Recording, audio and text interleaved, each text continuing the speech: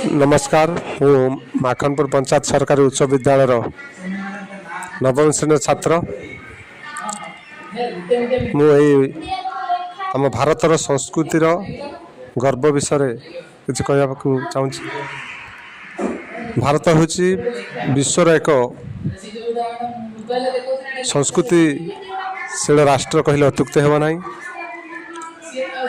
भारतर संस्कृति ऐतिह्य और परंपरा पाई समग्र विश्व रे पूजनीय एवं समस्ते यार संस्कृति पाई भारत को सम्मान दौरान। भारत वर्ष रे अनेक साधु सन्थ मनीषी माने जन्म होइछन्ति एवं